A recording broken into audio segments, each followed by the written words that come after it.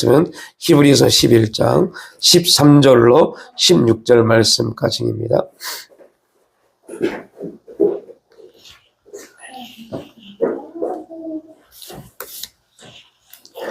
우리 함께 13절부터 한 목소리로 합독합니다.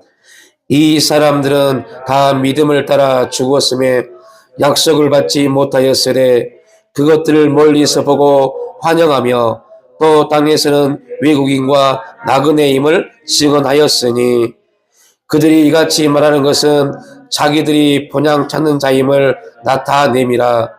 그들이 나온 바 본향을 생각하였더라면 돌아갈 기회가 있었으려니와 그들이 이제는 더 나은 본향을 사모하니 곧 하늘에 있는 것이라. 이러므로 하나님이 그들이 하나님이라 일컬음을 받으심을 부끄러워하지 아니하시고 그들을 위하여 한성을 예비하셨느니라. 아멘. 오늘 11장 13절로 16절 말씀을 중심으로 본향을 찾는 믿음 이란 주제로 함께 말씀을 나누겠습니다. 우리가 지금 아브라함의 믿음에 대해서 좀 계속 함께 히브리서 11장 말씀을 중심으로 살펴보고 있습니다. 오늘 이 말씀은 우리가 이 세상 가운데 살아가면서 그리스도인들 특히 이 세상에서 어찌하든 간에 유익된 삶을 우리 개인적인 삶 속에서 유익된 어떠한 부분을 추구하는 사람들에게는 별로 썩 좋게 받아들이지 않는 말씀입니다. 그 이유는 많은 그리스도인들이 이 세상에서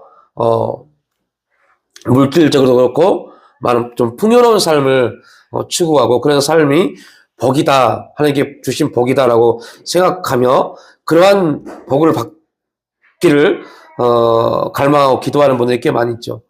그러한 분들에게는 오늘 본문이 참 와닿지 않는 말씀이고 이 설교는 되게 듣기 싫은 설교일 수 있습니다.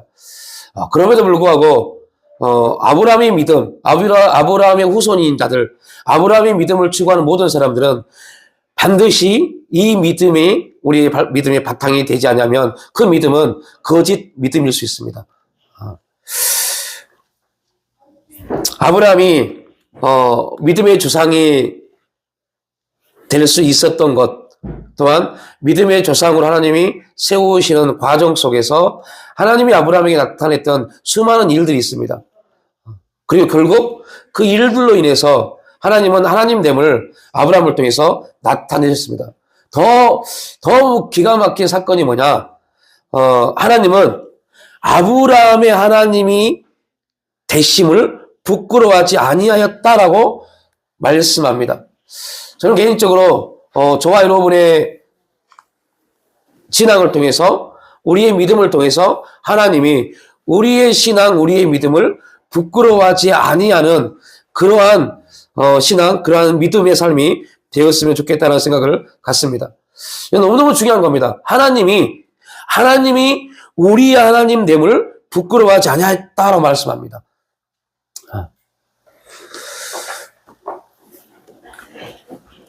바울은 아브라함에 대해서 이렇게 설명을 하죠. 이는 무할례자로서 믿는 모든 자의 조상이 되어 그들로 의로 여기심을 얻게 하려 하심이라. 또한 할례자의 주상이 되었나니 곧 할례 받을 자에게뿐 아니라 우리 주상 아브라함이 무할례 시에 가졌던 믿음의 가치를 따르는 자들에게도 그러한다라고 말씀을 하고 있습니다.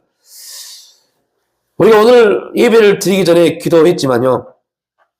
바울이 우리에게 복음을 제시했을 때 바울은 놀라운 사실을 하나 말씀합니다. 바울 시대에는요. 계층, 계급이 있었고 사람이 그 계급에 따라 지위에 따라서 사람을 평가했습니다. 그러한 시대에 바울이 복음을 증거하면서 특히 또한 종교적인 부분에서는 유대인들은 할례 받지 못한 자들을 완전히 사람 취급하지 않았습니다. 근데 바울은 말합니다. 무할례자나 유할례자나 다 하나님의 자녀이다 말합니다. 그가 흑인이든 그가 어떠한 지위와 직분에 있든 그들 다 하나님 안에서 동등하다고 말합니다. 그런데 여러분 지금의 시대의 그리스도인들의 삶을 보십시오. 어떠합니까? 어떻게 편을 나누고 어떻게 서로 저주하는 그러한 삶을 살고 있습니까? 이거는 여러분들 돌이켜봐야 돼요. 내가 지금 복음 안에 없다는 증거를 스스로 나타내는 겁니다. 그럼에도 불구하고 하나님의 이름을 빗대어서 그렇게 행동을 하고 있습니다. 바울이 말하고 있는 이 부분은 우리가 하나님에 대한 우리의 신분에 어떠한 위치에 있는가를 말씀하고 있습니다. 왜냐하면 아브라함이 믿음으로 의롭다함을 받은 것은 할 일을 받기 이전에 의롭다함을 먼저 받았습니다. 그래서 복음이 먼저냐 율법이 먼저냐라고 할 때 복음이 훨씬 먼저입니다. 창세기 15장에서 아브라함 하나님을 믿음에 그를 의로 여기셨다. 의로움을 먼저 받았습니다. 그리고 430년 후에 율법을 받았습니다. 그러면 다른 말로 표현하면 하나님이 율법을 주신 목적이 뭘까요? 딱 한 가지입니다. 잃어버린 뭐를 회복시키려고요? 복음이요. 잃어버린 복음을 회복시키는데 율법을 주셨어요.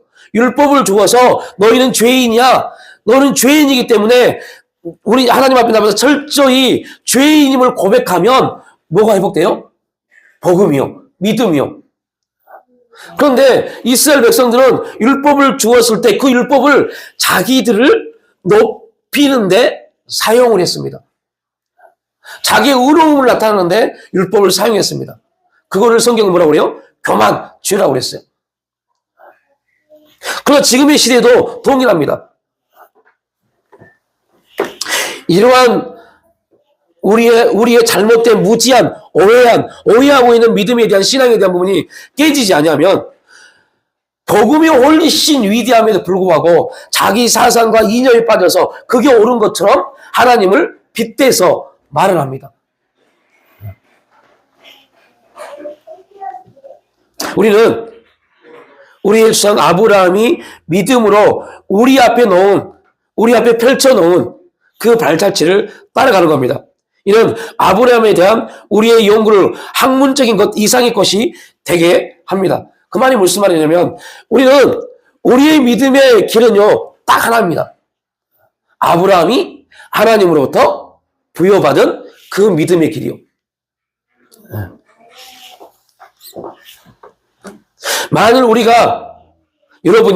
저와 여러분이 구원을 받았다면 아브라함은 믿음에 있어 우리의 조상이며 우리가 구원받은 사람이라면요. 믿음에 있어서 우리의 조상이며 따라서 우리는 아브라함의 발자취를 따라가야 돼요.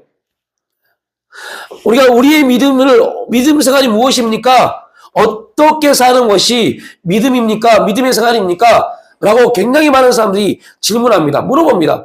도대체 믿음의 삶이 뭔지 모르겠습니다. 당연히 모르지요. 왜요? 내 삶 안에서 믿음을 찾으려고 하니까요. 믿음도 없으면서.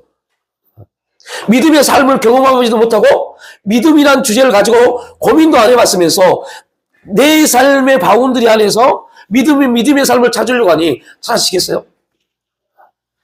그럼 우리는 반대로 하나님이 누구를 통해서 믿음을 말씀하셨는지를 찾아가 봐야 돼요.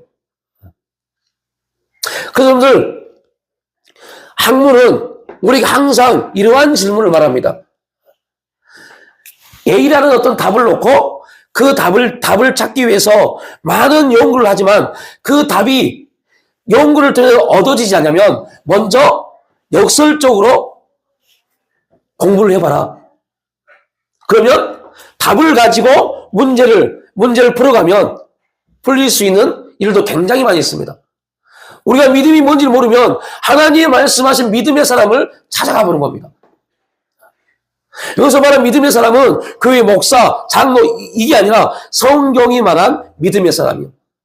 하나님이 누구를 제일 먼저 믿음의 사람으로 인쳤는지 그는 하나님 앞에 어떠한 삶을 살았기에 하나님은 그를 믿음의 사람으로 칭하셨는지 우리의 믿음의 첫 번째 주제는 아브라함입니다. 그럼 아브라함이 어떠한 믿음의 삶을 살았는지를 찾아가서 아브라함의 삶을 연구하면 그를 묵상하면 우리가 어떻게 살아야 될지를 알 수 있어요.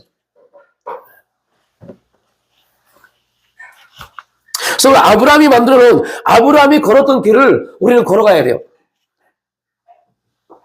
존 몰이라는 신학자는 로마서를 이렇게 추측합니다. 이런 주보에 오타가 많이 있는데요. 발자취를 따라 걷는 것은 정대로 행진하는 것이다. 정이 있고 횡이 있습니다. 정이 있고 횡이 있어요. 정은 세로입니다. 일렬로 쓰는 거. 횡은 가로로 쓰는 겁니다. 우리의 믿음은요, 정입니다. 아브라함을 앞에 놓고 일렬로 쭉 서서 아브라함의 발자취를 한 발 한 발 따라가는 것이 우리의 믿음입니다. 아브라함은 행렬의 인도자처럼 여겨지고 우리는 행대로가 아니라 정대로 아브라함이 남긴 발자취를 따라 걷는 것이다. 그리스도인의 삶은 내세의 일을, 죽음 이후의 일을 현재의 믿음으로 살아가는 것이다. 이렇게 말합니다. 그럼 우리의 믿음이 뭡니까? 라고 말할 때 지금의 이 현실 세계에서는 믿음을 찾을 수 없습니다. 그래서 믿음은 바라는 것들의 실상인데요. 어디에 있는 것이요? 보이지 않는 곳에요. 보이지 않는 곳에 믿음이 있는데 그 보이지 않는 그 믿음을 우리가 여기서 바라는 겁니다. 그러면 여기서 또 하나의 질문이 생기겠죠. 보이지 않는데 어떻게 여기서 우리가 바라고 기대합니까? 라고요. 그거를 한 사람 한 사람 들어서 쫙 기록해 놓은 게 구약입니다. 그 첫 출발점이 아브라함이고요. 그래서 우리는 믿음을 찾기 위해서 어떠한 믿음의 삶을 살아야 되느냐, 그 답을 찾기 위해서 성경을 읽어야 돼요. 말씀이 믿음을 뭐라고 말씀하고 있는지, 그 말씀을 통해서 나에게 지금 그 믿음이 어떠한 감동을 주는지, 그 말씀을 통해서 우리가 그 믿음을 해결받지 못하면요, 여러분, 다시 말하지만 연수 몇 년 교회 다녔네, 이게 우리 믿음을 좌우한 게 아니라니까요. 우리가 모세에 대해 나눴죠. 모세가 뭐라고 그럽니까? 인생은 70이라고 그럽니다. 강건하면 80이라고 그래요. 근데 그 마지막 70년, 80년 된 인생의 결론이 뭐였어요? 수고와 슬픔이었어요. 그 말은 공허함입니다. 아무것도 없다는 겁니다. 7, 80년 살았는데 남는 게, 야, 7, 80년 수고했네. 그리고 슬픔만 남습니다. 왜 슬픔만 남을까요? 그 7, 80년 인생이 끝나면 다 허무함으로 끝나기 때문에. 근데 예수님이 이렇게 오셔서 말씀하십니다. 너희가 지금은 근심하나, 왜 근심하느냐?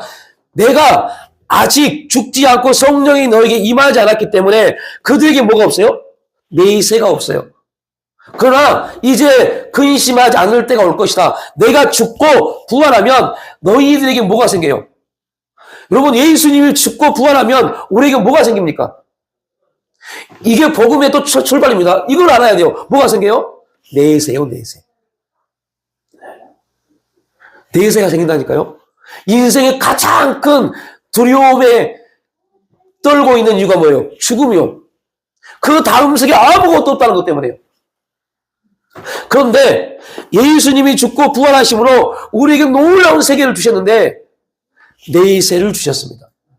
그런데 이 내세 동안 누가 임해야만이 우리의 것이 될 수 있어요? 성령님이요. 그래서 예수님이 말씀합니다. 너희가 지금은 근심한다. 근심할 수밖에 없다. 내가 죽을 것이니까. 너희와 3년 반 동안 함께 했지만 이제 내가 너희와 함께하지 못한다. 그래서 너희는 근심할 것이다. 그러나 너희는 또한 근심하지 않고 기뻐할 것이다. 왜요? 또 다른 보혜사를 내가 보내줄 테니까. 그 보혜사를 통해서 우리는 뭐를 이기냐? 사망, 죽음을 이겨버립니다. 이게 누구예요? 그리스도인이요. 아니, 죽음을 이긴 그리스도인이 이 세상의 정치 가지고 울고불고 난리쳐요? 말도 안 되는 소리지. 죽음을 이겨서 보이지 않는 어마어마한 세계를 지금 소유한 그리스도인들이, 여러분, 내 인생에 우리 가정에 여러분의 자녀들에게 앞날이 보이지 않는다고 답답하다고 그것 때문에 감정이 상하고 그것 때문에 문제하고 그것 때문에 가정이 싸우고 그것 때문에 교육이 깨지고 그럼 이거는요 사탄이 장난질하는 겁니다. 이 세상이 품을 수 없는 그 기쁨과 평안을 우리에게 주셨는데 그걸 잃어버리게 만들어버리니까 기쁨과 평안을 잃어버리니까 온갖 근심이 우리를 잠식하는 겁니다. 7, 80년 살아봐야 결과는 수고와 슬픔, 근심입니다. 왜요? 성령이 없기 때문에요. 아무리 열심히 살아도 그의 인생은 근심이에요. 이렇게 열심히 살았는데 남는 게 없네? 여러분 주위의 사람 다 보십시오. 수십 년 사신 분들 보십시오. 그들의 말은요, 기쁨의 말은요, 고작 얼마 되지 않아요.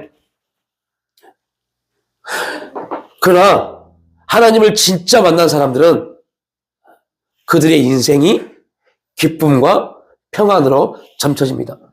결국 그들의 입에서는요, 하나님의 은혜의 감사를 고백할 수밖에 없어요. 이게 우리가 아브라함을 통해서 얻어진 믿음입니다. 그럼 아브라함은 가나안을 약속받았어요. 그리고 본토 친척 아비 집을 떠나서 그 하나님께 약속받은 가나안 땅에 왔지만 그에게는 아무것도 없었어요. 고작 아브라함이 가나안 땅을 얻기는 얻어요. 어떤 땅이요? 매장지요. 사라가 죽을 때 그 사라를 묻을 매장지를 아브라함이 돈 주고 삽니다. 여러분 수많은 그리스도인들이 착각하는 게 그거라니까요. 아브라함이 가나안 땅에 왔을 때 하나님이 가나안 땅을 아브라함에게 주었을 것이다 라고 착각하는 사람도 있더라고요. 이거 오해한 겁니다. 아닙니다. 없었어요. 딱 한 평 없었어요. 그래서 아브라함이 뭡니까? 계속 나그네의 삶을 살았어요. 계속 움직여 갔어요. 심지어 그의 아들 이삭을 보십시오. 우물을 파면 어떻게 돼요? 빼앗으니까 또 다른 데 가잖아요. 그 아들에게까지도 땅이 없었어요. 그러면 그들은 어떻게 살았을까요? 오늘 제목이 그잖아요. 본향을 찾는 믿음이요. 하나님 앞으로 그들 가운데 주어질 영광스러운 그 세계를 바라보고 나간 겁니다. 그래서 오늘 본문도 우리에게 놀라운 사실을 말해주고 있잖아요. 이 사람들은 다 믿음을 따라 죽었으며 약속을 받지 못하였을 때, 아니 여러분 놀라운 겁니다. 아브라함이 하나님의 약속을 믿고 가나안 땅에 왔습니다. 본토 친척 아비 집을 떠나서 가나안 땅에 왔습니다. 그런데 오늘 히브리서 기자는 뭐라고 그래요? 약속을 받지 못했다고 그럽니다. 왜 약속을 못 받았을까요? 여기서 약속을 받지 못했다는 말은 받지 못했다가 아니라 이루어지지 않았다라는 히브리어 원문입니다. 약속이 이루어지지 않은 겁니다. 왜 아브라함 때 약속이 이루어지지 않았을까요? 하나님이 아브라함에게 언약하셨잖아요. 아직 가나안 땅에 뭐가 이루어지지 않았어요? 죄요. 여러분 하나님이 뭔가를 일으키실 때는요 아무 근거 없이 그냥 아브라함을 위해서 가나안 땅을 멸망시키지 않습니다. 분명한 근거를 주십니다. 이 나라도 마찬가지입니다. 우리가 이 나라를 기도할 때 함부로 기도하면 안 돼요. 함부로 말하면 안 돼요. 정북 좌파요? 보수요? 함부로 말하면 안 돼요. 하나님이 왜 가나안 땅을 멸망시키지 않았어요? 왜 하나님이 아브라함을 불러서, 여러분 우리가 생각하는 하나님은요 본토 친척 아비 집을 떠나서 가나안 땅에 딱 왔으면 하나님은 가나안 땅을 싹 휩쓸어서 아브라함에게 주었어야 돼요. 이게 우리가 생각하는 정의고 공의입니다. 근데 하나님은 절대 그렇지 않았어요. 기다렸어요. 언제까지요? 가나안 땅의 죄가 관영할 때까지. 여기는 두 가지 놀라운 사실이 되었습니다. 하나는 그들이 누구를 보고 회개하도록요? 아브라함을 보고 회개하도록 아브라함을 가나안 땅에 믿음의 사람 아브라함을 세우신 겁니다. 하나님이 교회를 왜 세웠어요? 여러분을 왜 세웠어요? 우리를 왜 불렀어요? 천국 보내려고요? 말도 안 되는 소리입니다.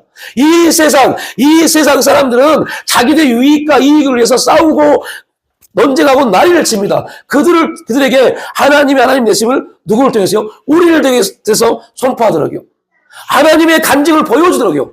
그런데 놀라운 것은 우리가 그 하나님의 뜻을 잃어버리니까 우리가 그 싸움 구렁텅이에 놓여 있어요, 지금. 뭔지도 모르면서. 이걸 신앙을 오해하는 사람들의 모습입니다. 뭐가 한 것 같죠? 나라와 민족을 위해서 여러분이 뭐가 한 것 같죠? 천만의 말씀이요. 나라와 민족을 위해서 뭘 한 것처럼 보이지만 하나님 나라를 무시하는 행동인들 모릅니다. 왜요? 영적으로 무지하니까요.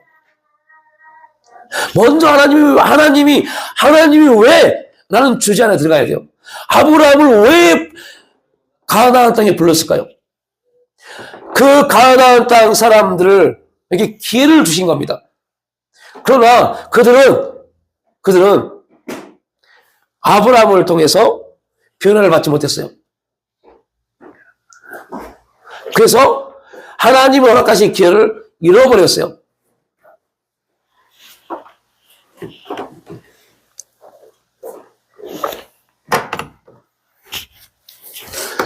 그게 몇 년이요? 430년이요. 430년이라는 시간을 하나님이 기다리신 겁니다. 여러분, 지금 여러분이 믿음으로 온전히 주님을 의지하지 않고 주님 앞에 나가지 않아도 뭐 이렇게 하나도 살고 있네 이렇게 말하죠. 이거 좋아라고 하지 마십시오. 하나님이 기다리십니다. 그런데 그 기다림의 시간이 지나버리면 그들에게 나타나는 게 뭐예요? 멸망이에요, 멸망. 하나님이 기회를 줬을 때, 하나님이 이 사람, 저 사람을 통해 듣게 하시고 기회를 줬을 때 회개하지 않으면, 회개하지 않은 자들에게 나타나는 것은 멸망입니다. 하나님은 가나안 땅을 아브라함에게 주기로 작정하셨어요. 그러나 가나안 땅에 이미 사람들이 살고 있었어요. 그들도 하나님은 구원하기를 원하셨습니다. 그런데 하나님이 그들이 아브라함을 통해서 구원받지 못하면 그들은 뭐요? 멸망받을 존재입니다. 여러분 아수르를 보십시오. 요나가 하나님의 음성을 듣고 어찌하든 간에 요나가 아수르의 복음을 증거합니다. 그래서 아수르는 어떻게 했습니까? 그들은 변화했다니까요. 여러분 이걸 바꿔서 볼까요? 아브라함이 몇 세 때 아들을 낳습니까? 아브라함이 100세 때요. 사라가 89세 언약을 받습니다. 그 언약이 이루어집니다.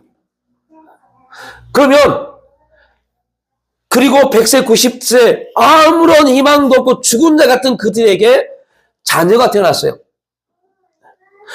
이 엄청난 사건을 보고 가나안 사람들이 어떻게 써야 돼요? 당신 하나님은 살아계신 하나님입니다. 라는 고백을 통해서 그들이 아브라함이 믿는 하나님을 믿었어야 돼요. 그런데 그들은 그 기회를 잃어버렸어요. 여러분, 지금 이 시대에도 우리가 그 믿음의 발자취, 아브라함이 이루어놓은 믿음의 발자취를 따라가지 않으면 우리의 믿음은 거짓말입니다. 거짓말. 가짜입니다. 그러니까 엉뚱한 말을 하는 겁니다.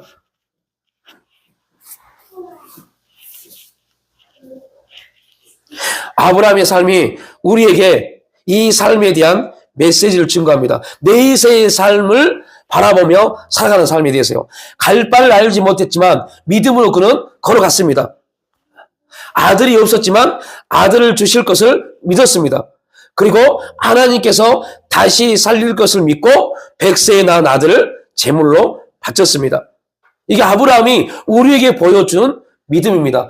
이 믿음, 갈 바를 알지 못했지만 갔습니다. 아들이 없었지만 주실 걸 믿었습니다.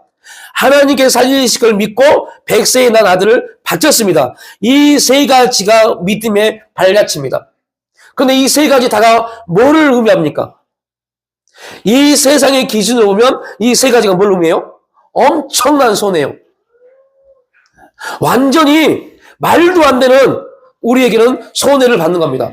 혹은 75세가 되는 아브라함이 지금 살기 좋은 본토 친척 아버지 집을 떠나서 새로운 곳에 가야 돼요. 아무런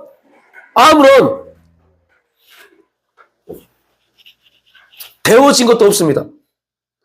거기 가면 어떠한 삶이 우리에게 주어질 것인지 누구도 말해주지 않습니다.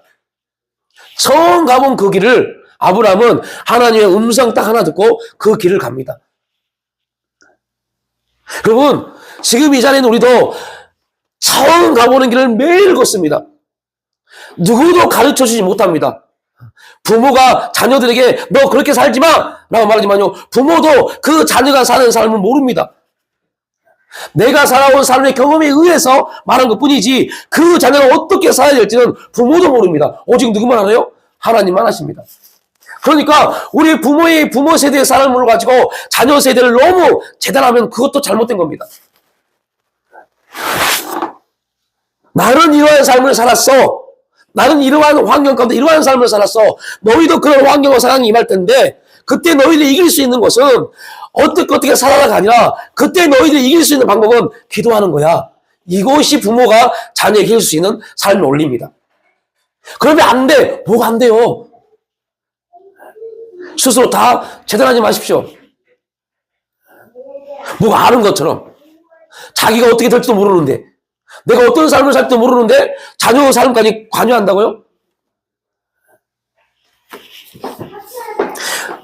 뭘 말씀드리냐면 우리는 항상 우리에게 주어진 그날 우리의 모든 삶이 항상 손해의 삶입니다. 어제 살았던 나의 모든 삶이 어제의 삶을 오늘 다 쏟아내지 않냐면 오늘 나의 삶은 불투명합니다. 그럼에도 불구하고 하나님이 그러한 불투명한 삶을 우리에게 주신 목적이 뭘까요? 허락하신 이유가 뭘까요? 아니, 하나님, 우리가 생각하는, 우리가 인정한 하나님은요, 어젯밤에 오늘에 대해서 쫙 우리에게 보여줬어야 돼요. 야, 내일 너희 교회를 갈 텐데, 어떤 길로 가야 된다, 어떠한 모습으로 가야 된다, 다 보여줬어요. 아니, 오늘 밤에 여러분이 예배드리고 집에 가면, 내일 너희들이 출근하고 학교 갈 텐데, 어떠한 일이 있을 것이고, 어떠한 문제가 있을 것이다. 그때 너희가 이렇게 대처하면 돼. 이렇게 해줬어야만이, 우리가 생각하는 하나님의 원리입니다. 근데 하나님은 한 번도 그렇게 하시지 않습니다. 내일도 새로운 시간이 주어질 것이다. 그때 너희가 할 수 있는 것은 나를 의지하고 믿는 거야. 이겁니다. 그래서 우리 매일 하나님을 의지하고 믿는 믿음의 일들이 일어나야 돼요. 그런데 그 하나의 모델로 누구를요? 아브라함을 우리에게 제시합니다. 우리는 이번 주 다음 주에 걸쳐서 이 세 가지에 대한 내용을 함께 살펴볼 겁니다. 여러분, 갈 바를 알지 못했지만 믿음으로 걸었고 이게 아브라함의 믿음의 여정입니다. 우리도 갈 바를 알지 못합니다. 우리가 갈 바를 알지 못한다는 것은요, 두 가지 의미입니다. 하나는 이 세상에 살아가는 동안 우리의 삶이 어떻게 될 건지도 모릅니다. 또 하나, 언제 하나님의 부르심을 받을 건지도 모릅니다. 갈 바를 알지 못합니다. 어떤 길로 가야 될지, 언제 우리가 이 땅의 삶이 끝날지도 모릅니다. 그럼에도 불구하고 우리는 항상 뭐 해야 돼요? 걸어야 돼요. 하나님이 걷게 하시니 걸어야 돼요. 오늘 본문 13절은 그리스도인이 평생에 걸친 여정, 믿음의 여정의 끝에 대해서 우리에게 말씀하고 있는데요. 이 사람들은 다 믿음을 따라 죽었으며 약속을 받지 못하였으되 우리가 오늘 고백했던 저 멀리 배는 나의 시온성, 그것들을 멀리서 바라보고 환영했다고 합니다.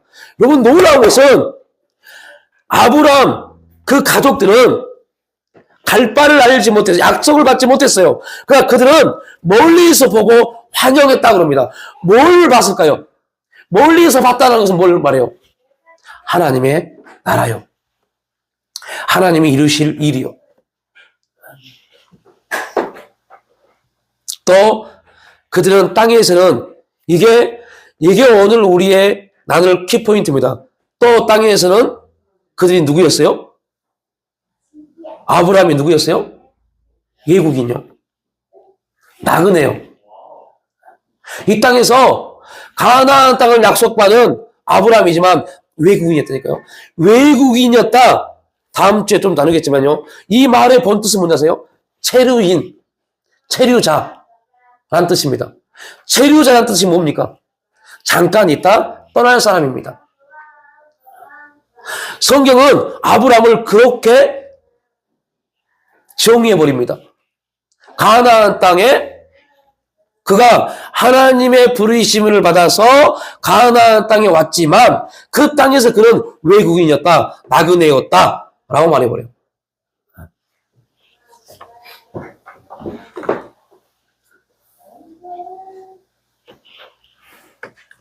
여러분, 교회 목사가 이런 말하면 여러분들이 어떻게 들을지 모르지만 이 땅에서 뭔가를 소유하려고 아동바동하지 마십시오. 소유하고자 아동바동하지 마십시오. 혹 하나님이 기회를 주셔서 어떠한 부분을 소유할 수 있는 부분을 주신다면 감사함으로 그 부분을 받되 왜 하나님이 주셨는지 소유하게 하셨는지를 또한 물으셔야 돼요. 목적이 소유의 목적이 아니니까요. 왜 하나님이 이렇게 소유하도록 허락하셨을까에 대한 기도가 있어야 돼요. 왜요? 우리 이 땅의 나그네입니다. 우리의 본향은 이 땅이 아닙니다. 이제 곧 있으면 하나님이 우리를 부르실 겁니다. 영원한 본향의 세계로 우리를 부르실 겁니다. 그런데 뭐 70년, 80년 아니요. 70년, 80년 아닙니다. 제가 보니 우리 애들이 큰애가 24살이에요. 저 24살, 22살, 18살, 10살짜리 쭉 보니까요. 한 20대가 넘어가야만이 그때부터 세상에 대한 이치에 대한 이해력이 좀 생기는 것 같아요. 그러면 7, 80년 아닙니다. 길어봐야 4, 50년입니다. 4, 50년 뭔가 해보려고 하는 겁니다. 4, 50년 동안 뭔가를 얻어보려고 하는 겁니다. 이루어보려고 하는 겁니다. 그래서 결국은 이렇게 고백합니다. 아무것도 없네. 라고요.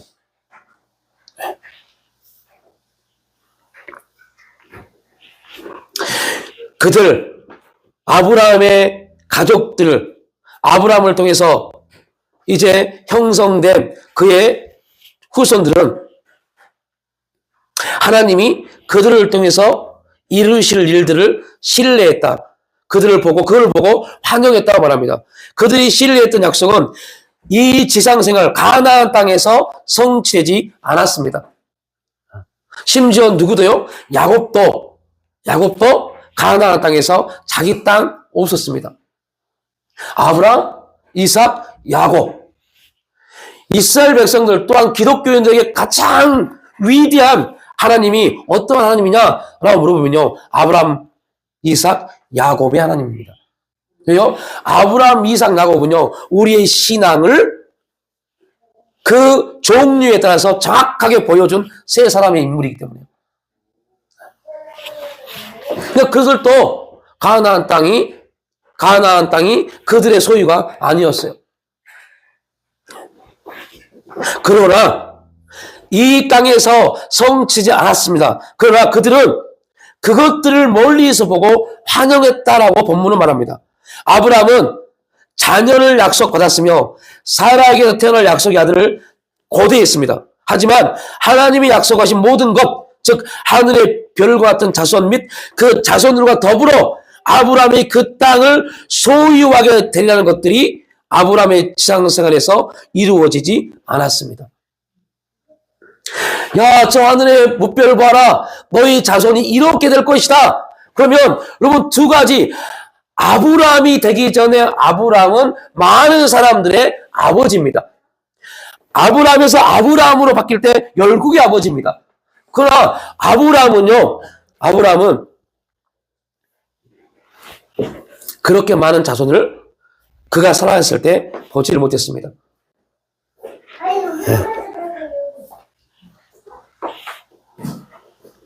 아브라함은 이 땅에서 고대하며 여정의 목표로 삼았던 모든 것을 여전히 기대하는 가운데 죽었습니다.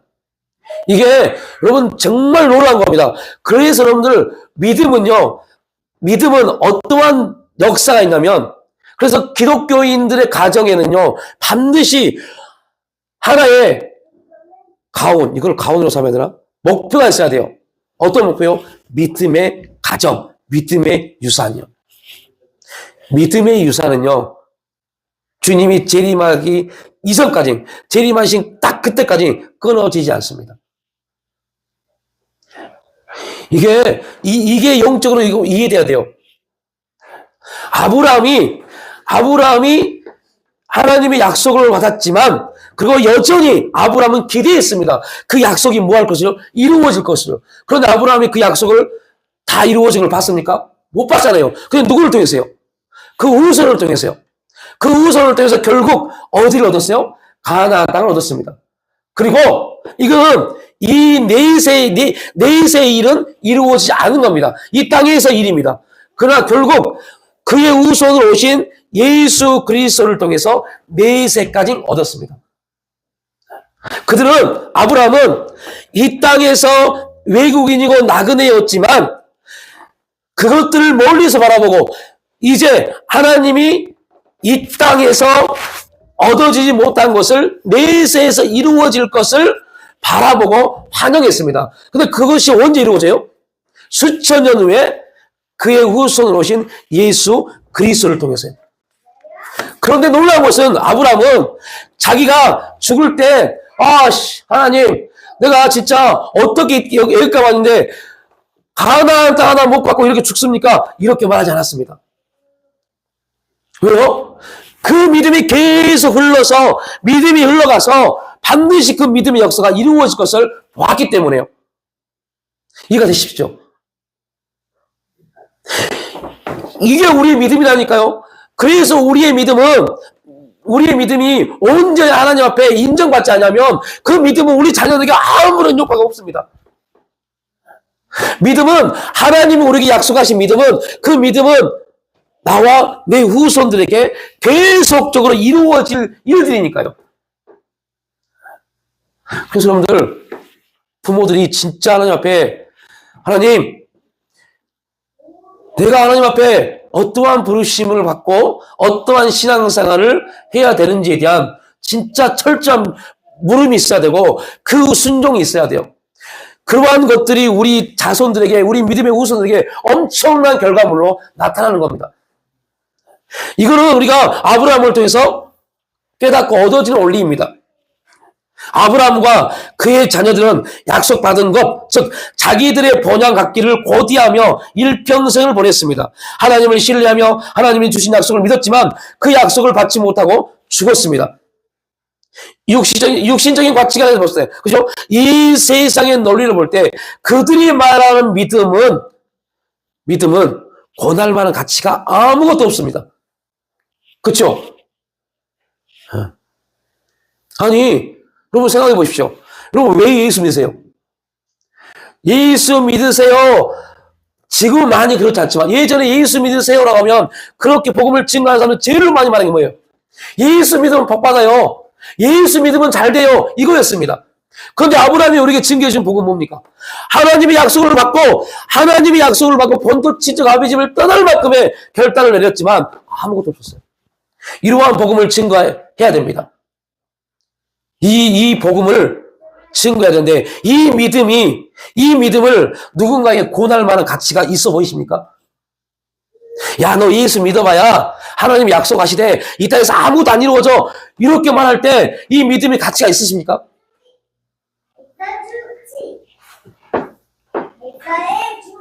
만일 우리의 믿음이 이렇게 소망이 이루어지지 않은 채 죽는 그것이라면, 그러한 것이 우리의 믿음이라면 바울이 말한 것처럼 우리는 모든 사람 가운데 우리가 더욱 불쌍한 자이다라고 말합니다. 지금 이 자리에 왜 나와 있어요? 집에 쉬지. 일주일 동안 일해서 주말 쉬고 또 월요일부터 열심히 일해 충전해야지. 왜 이 자리에 힘들게 나와서 예배드립니까? 이러한 것이 우리의 믿음의 기준이라면요. 나올 필요 없어요. 집에 쉬면 되지. 그러나 이 사실이 우리에게 말해주는 한 가지는 기독교가 이 땅에 초점을 두는 종교가 아니라는 겁니다. 성경은 우리에게 말합니다. 위의 것을 생각하고 땅의 것을 생각하지 말라라고요. 예수님은 이 세상을 살아가는 우리들에게 더 명확하게 마태복음 6장에서 말씀하시는데요. 너희를 위하여 보물을 땅에 쌓아두지 말라. 거기는 좀과 등록이 해하며 도둑이 구멍을 뚫고 도둑질하느니라. 오직 너희를 위하여 보물을 하늘에 쌓아두라. 거기는 조음이나 등록이 해하지 못하며 도둑이 구멍을 뚫지도 못하고 아무것도 잃어버리지 않는다고 말씀합니다. 이는 우리 시대에 아주 만연해 있는 견해, 주로 현세적 유익을 제한하고 있는 패키지반 기독교. 우리 기독교가 어떤 패키지가 되어버렸어요. 예수 믿으면 잘 되고, 예수 믿으면 복 받고, 예수 믿으면 자녀들도 잘 되고, 안 풀린 일이 풀리고, 이게 하나의 패키지가 돼서 이렇게 복음을 증거하고 이렇게 했어요. 근데 예수를 믿고 교회를 나와 그 말 믿고 그래 안 풀리는 사람이 교회에 나오는데 더 안 풀려요. 아니 풀리고 있는 것까지도 막혀버려요. 그래서 말합니다. 자기를 전도한 사람에게 당신 믿고 교회 나왔는데 이게 뭐야? 그런데 문제는 뭔지 아세요? 그렇게 전도한 사람도 그 사람에게 답변을 못하는 겁니다. 왜요? 그도 그렇게 믿고 있기 때문에요. 예수를 믿으면 여러분 지금 안 풀린 일이 다 더 잘 풀리게 될 것이고 더 잘 될 것이고 훌륭한 남편, 좋은 아내가 될 것이고 좋은 부모가 되어지고 좋은 자녀가 되어지고 가정이 화목하게 되고 스트레스를 받지 않고 하는 일마다 형통하게 될 겁니다. 그렇게 듣고 예수를 믿었는데 일은 안 되고 아내와 남편은 매일매일 교회에 갔다 와서 싸우고 다투고 아예 다투기 싫어서 말도 안 해버리는 그러한 가정들이 얼마나 많은지 아세요? 스트레스를 덜 받기는요. 교회 가는 게 스트레스인데. 아이씨, 목사 오늘 또 1시간 넘게 설교하고 있어. 스트레스입니다. 제가 잘 알아요. 저도 예전에 그랬으니까. 오늘 목사님이 필 받았나? 뭐 시간이 길어? 하는 일마다 형통한 것이 아니라 하는 일마다 다 맡겨버려요. 분명히 기독교는 현재의 삶을 변화시키는 영적인 자원, 즉 의와 평강과 기쁨을 우리에게 은혜로 부어주십니다. 그럼에도 그리스도인이 된다는 것은 이 세상에서 박해를 당하고 핍박과 조롱을 받을 수밖에 없다는 것을 우리 너무나 쉽게 잊어버립니다. 우리가 누리는 복은 물질적인 것이 아닙니다. 이것은요 수단입니다. 이건 하나님의 역사를 위해서 잠깐 우리에게 맛보게 하시는 겁니다. 근데 그 맛본 것을 가지고 그것이 다인 것처럼 착각해 버리면 그것 때문에 그는 더 큰 사망의 문제에 빠져버릴 수 있어요. 그리스도인이 된다는 것은 이 세상에 대해서 어떻게 사는 거라고요? 아브라함이 그랬던 것처럼 유해국인과 나그네로 사는 것을 말하고 있습니다. 제 가운데 있는 이 세상 사람들과 조화될 수 없다는 것을 의미하며 자기를 부인하고 자기 십자가를 지는 것을 의미합니다. 이것은 그리스도의 고난에 동참하여 분투하는 우리의 삶을 말합니다. 그리스도의 삶은 하나님 안에서 참 평안과 자유를 의미하지만 육체와 이 세상과 마귀와는 치열한 영적 전투를 의미합니다.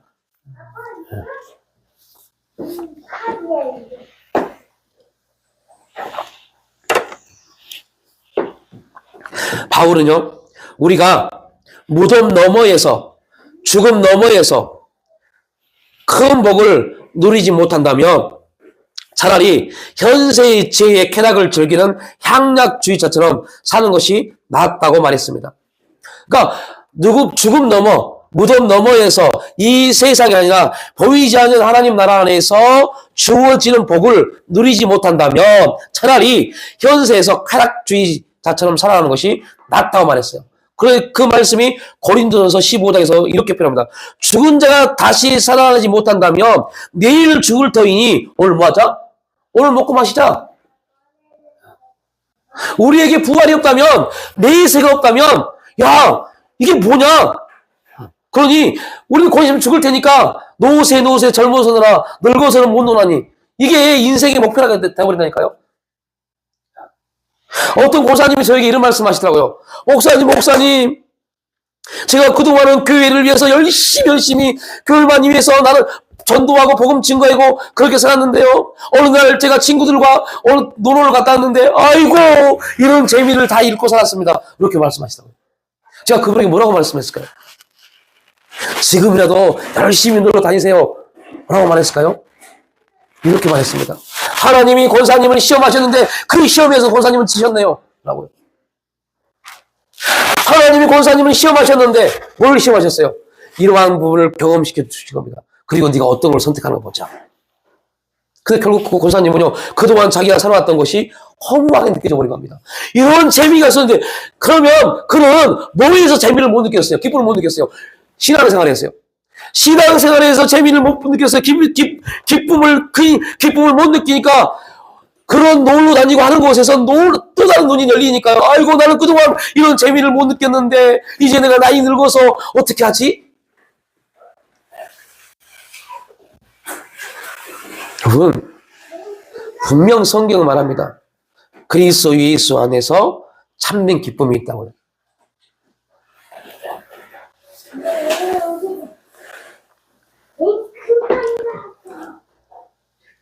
히브리서 11장 13절은요. 이 사람들은 다 믿음을 따라 죽었으며 약속을 받지 못하였을 때 그것들을 멀리서 보고 환영하며 또 땅에서는 외국인과 나그네임을 증언하였으니 그리스도인이 환경과 상황을 초월하여 충만한 기쁨이 있는 이유는 앞에 있는 것, 미래에 우리에게 임할 은혜의 확실성 때문입니다. 그 미래에 우리에게 임할 그 은혜의 확실성을 여러분에게 있는지 없는지 자문자답해 보십시오. 지금의 현재 내 삶 가운데 저 하나님이 이루어 놓으신 보이지 않지만 믿음 안에서 보여지는 그 놀라운 하나님의 내세의 역사가 오늘 현재 나의 삶을 이기는 힘이 되는지, 아니면 아이고 죽어서 가는 건 뭐해, 이 땅에서 지금 이렇게 살고 있는지. 만약에 우리가 지금 후자라면 여러분, 우리는 지금 믿음의 사람이 아닙니다. 또 하나, 누구를 못 믿는 거예요? 하나님을 못 믿는 겁니다. 또 하나, 뭐의 문제가 있어요? 부활의 문제요. 그래서 저는 막 교회에서 또 많은 분들이 상담하면서 목사님 저는요 신앙생활 막 은혜 받은 얘기를 하잖아요. 말을 듣고 있으면요, 이분 곧 있으면 그 은혜에, 자기가 말하는 은혜에 자기 발등 찍히겠구나 보여요. 얼마 가지 않겠구나. 예전에 어느 저 멘토 목사님이 그런 말씀 하시더라고요. 저 장로님은 6개월짜리 장로님, 저 집사님은 3개월짜리 집사님, 저 권사님은 5개월짜리 권사님, 이런 말씀을 쭉 하세요.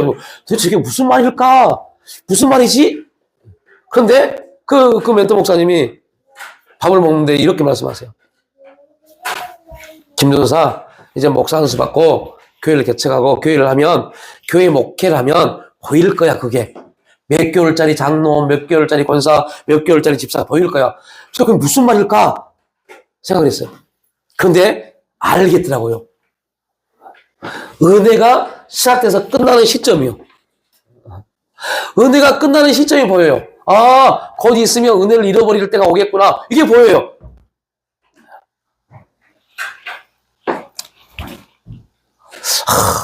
좋진 않더라고요. 안 좋아요. 왜 안 좋냐면, 예전에는 그런 게 보이니까 그런 때가 오면 눈치가 보여져요. 설교하면서 그런 눈치가 보여서 해야 될 말을 안 할 때도 꽤 많았어요. 여러분, 결코 몇 개월짜리 은혜적 직분을 갖는 사람이 되지 마시기를 축복합니다. 몇 개월짜리 은혜 받지 마십시오. 본인도 알아요, 본인도. 그런 사람이 되면 안 돼요. 왜 그런지 아세요? 아까 말했잖아요. 믿음은 뭐 한다고요? 흘러간다니까요. 믿음은 흘러가요. 제일 먼저 누구한테 흘러갑니까? 여러분 자녀에게요. 그런데 믿음이 흘러가는데 뭐까지 흘러가요? 부정적인 거요. 우리 아빠, 우리 엄마 저랬어. 이것도 흘러갑니다. 그러면 그 자녀들이 뭘 배울까요? 여러분도 그렇고 저도 그렇고 동일한 하나의 공통점이 있어요. 긍정적인 것은 받기 힘듭니다. 긍정적인 것이 나에게 와서 유익이 주기는 되게 힘들어요. 왜 그런지 아세요? 긍정적인 것이 나에게 와서 힘을 발휘하면 나는 기분 나쁘고 자존심 상해요. 그런데 놀라운 것은 부정적인 것은요 금방 흡수돼 버립니다. 그런데 이 부정적인 흡수되는 데 있어 뭐까지요? 우리 자녀들까지도 동일해집니다. 부정적인 것은 금방금방 흡수해요.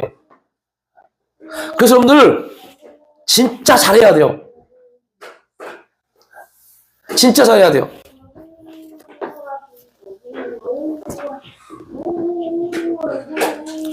믿음을 우리는 믿음의 선진들이 그러하였듯이 내일에 약속된 것을 환영하며 즐거워할 수 있는 그런 믿음의 사람이 되어야 됩니다. 그래야만 현세 우리가 힘들고 어렵고 관계적 문제, 물질의 문제, 대인관계 문제 여러 가지 문제가 있지만 앞으로 이루어질 역사의 실 놀라운 거기는 오직 평강과 기쁨과 감사와 은혜만 있는 그 역사가 우리의 삶을 지배한다면 우리가 근심할 수 있고 힘들어할 수 있고 억울해할 수 있고 피해볼 수 있고 답답해할 수 있습니다. 그러나 그 내세에 있는 기쁨과 감사와 은혜가 이걸 이기게 합니다. 이게 뭐라고요? 믿음입니다.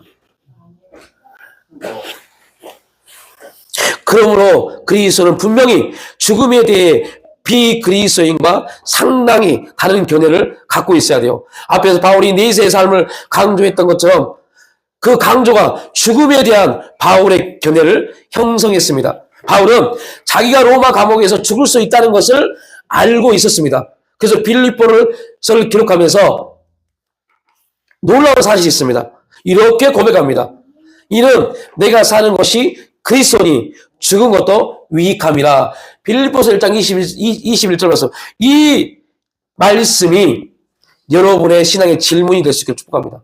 그래서 거기다 적어놓으세요. 내 신앙의 질문이라고요. 그럼 주머니에 적어놓으세요. 내 신앙의 질문이라고요. 우리의 사는 것이 무엇인지 대한 이 질문, 바울의 질문이 우리의 질문이 돼야 돼요.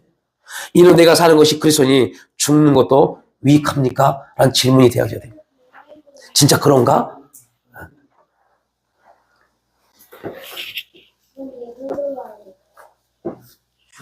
그리고 그 질문에 대한 해답을 바울은요, 디모데후서 4장 7절로 8절 말씀에서 이렇게 말씀을 하고 있는데 우리 함께 읽어보면 시작. 나는 선한 싸움을 싸우고 나의 달려갈 길을 마치고 믿음을 지켰으니 이제 우리는 나를 위하여 의의 면류관이 예비되었으므로 주 곧 의로우신 재판장이 그날에 내게 주실 것이며 내게만 아니라 주의 나타나심을 사모하는 모든 자에게 이 일을 나타내시기도 말씀합니다.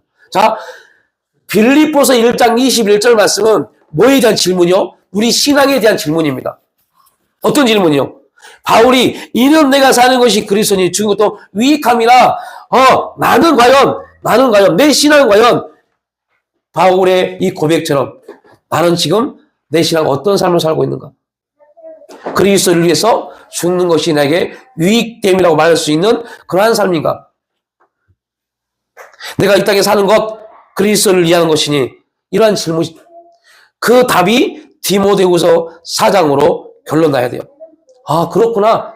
결국 나는 이렇게 입증되었구나. 나의 선한 싸움을 다 싸우고 내가 뭐를 지켰어요? 믿음을 지켰으니. 그래서 여러분들 이 말씀에 의해서 한경직 목사님이 그 목사님들, 억하는 목사님, 하영조 목사님, 그분들에게 말한 겁니다.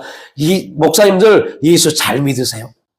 그냥 예수 잘 믿으세요로 말하면 저 예수 믿습니다 이게 아니라 나는 선한 싸움을 싸우고 나의 달려갈 길을 마치고 믿음을 지켰으니 이거는 뭐예요? 사명입니다. 내 사명을 내가 지켰으니 내 사명을 다했으니 이제 이후로는 나를 위하여 의의 면류관이 예비되었다라고 말씀합니다.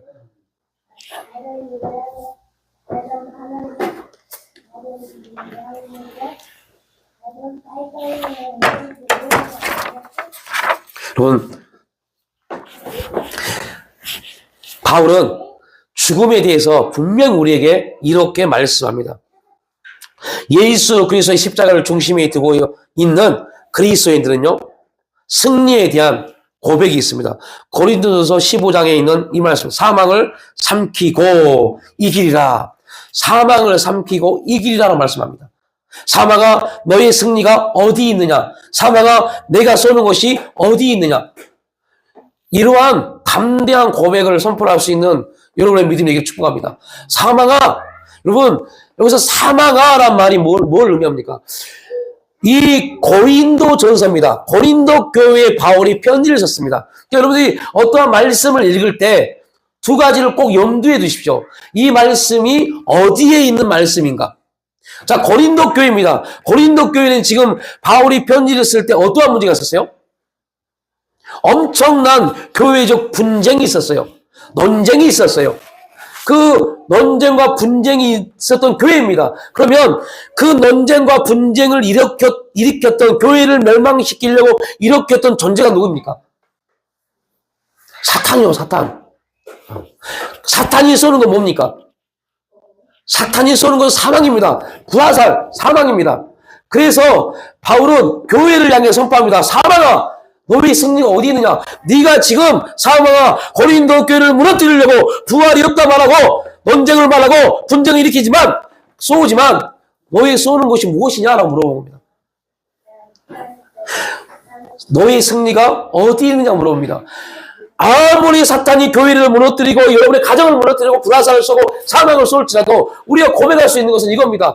하나님이 나의 보호자이시고 나의 인도자이시고 나를 지켜주시니 나의 가정, 우리 교회, 내 인생은 그 사망 가운데 쓰러지지 않는다. 그러나 이 담대함이 없으면요, 당신 때문에 그러잖아. 당신 때문에. 이거는요, 아담의 범죄 이후로 무조건 일어난 일입니다. 당신 때문에, 당신 때문에. 당신 때문에. 또 캐톨릭은 이거보다 조금 더 유하게. 누구 때문에요? 나 때문에. 이것도 아닙니다. 당신도 아니고 나도 아닙니다. 누구 때문이에요? 사탄이요. 사망아, 너의 승리가 어디 있느냐? 네가 아무리 가정을 무너뜨리려고, 우리 교회를 무너뜨리려고, 내 인생을 무너뜨리려고, 우리 자녀의 삶을 무너뜨리려고 화살을 쏘아봐라. 하나님이 지켜주시는데. 나는 그리스도 예수 안에서 뭘 이겼어요? 사망을 이겨버렸는데, 죽음이 감당하지 못하는 영생을 가졌는데, 네가 아무리 쏘아봐라. 내 가정이 무너지는지, 내 인생이 무너지는지, 우리 교회가 무너지는지, 우리 자녀들이 무너지는지. 그런데 이러한 담대함을 잃어버렸어요. 그리고 기도합니다. 주여, 주여, 주여 도와달라고. 기도해야죠. 그러나 그 기도하고 나서 도와달라고 기도해서 끝나면 안 돼요. 담대하게 선포해야 돼요.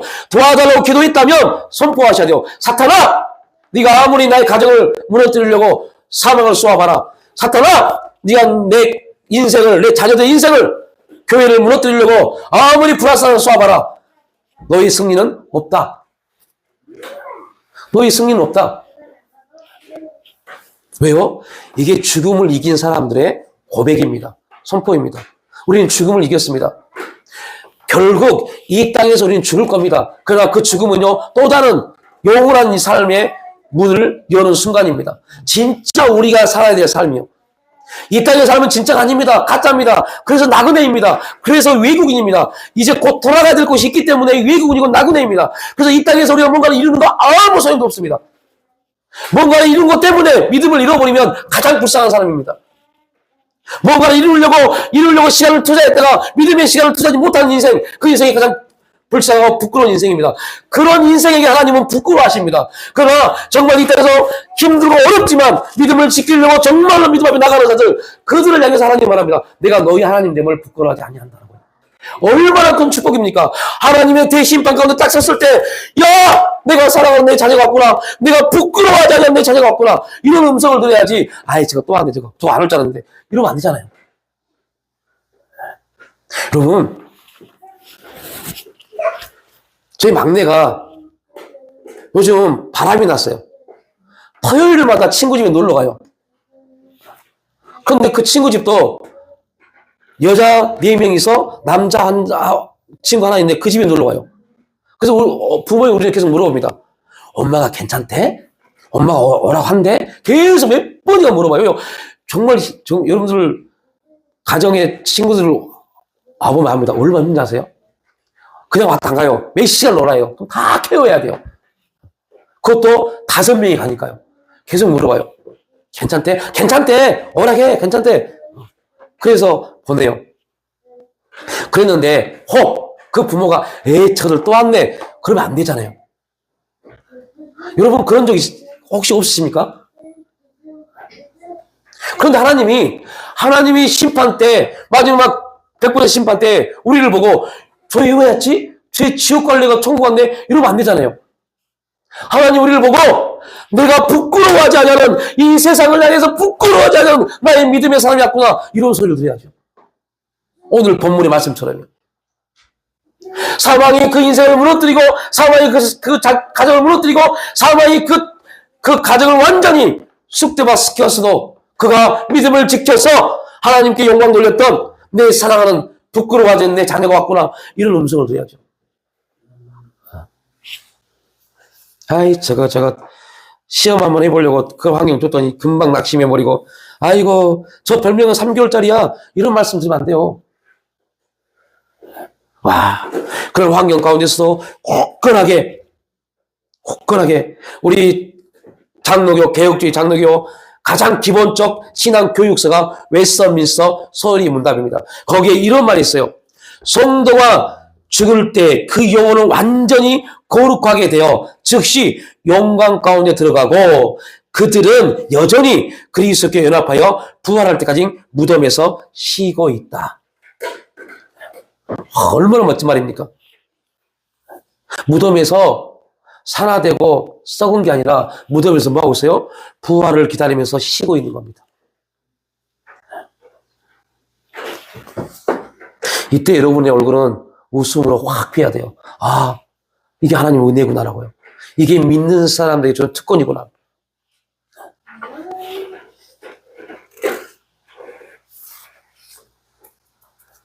스펄전 목사님은 이렇게 말합니다. 8페이지 우리 함께 읽어봅니다. 스펄전 목사님은 오늘 그리스도인들의 죽음에 대해서 이렇게 표현한대요. 함께 읽습니다. 무덤, 그것은 무엇입니까? 그리스도인이 자기 육신의 옷을 정결하기 위해 몸을 담그는 욕탕입니다. 죽음, 그것은 무엇입니까? 우리가 불멸의 옷을 입기에 기다리는 대기실이며 에스더가 그랬듯이 주님을 맞이하기 합당하도록 향유를 몸을 씻는 장소입니다. 죽음은 생명의 문입니다. 그러므로 우리는 죽음을 두려워하지 말아야 합니다. 이건 누가 말했다고요? 스펄전 목사님이요. 죽음, 그게 무엇입니까? 두려워하지 마십시오. 그것은 욕탕입니다. 뭐의 욕탕입니까? 예수의 보혈로 정결하게 되는 욕탕이요. 죽음, 그것은 무엇입니까? 우리가 불멸의 옷을 입기에 기다리는 대기실입니다. 대기실. 어제 결혼식을 좀 갔다 왔어요. 갔다 왔는데 이제 그 다음 결혼식 할 신부 대기실을 잠깐 봤는데요. 그 날의 주인공은 누굽니까? 신랑이지만 결국 신부입니다. 신부는 밖에서, 신랑은 밖에서 뭐예요? 인사하지요. 신부는 어디 있습니까? 대기실이에요. 왜 신부는 대기실에 있을까요? 왜 신랑은 나와서 힘들게 서서 악수하고 있는데 왜 신부는 대기실에 앉아 있을까요? 생각 안 해보셨어요? 그게 전통이니까요? 아닙니다.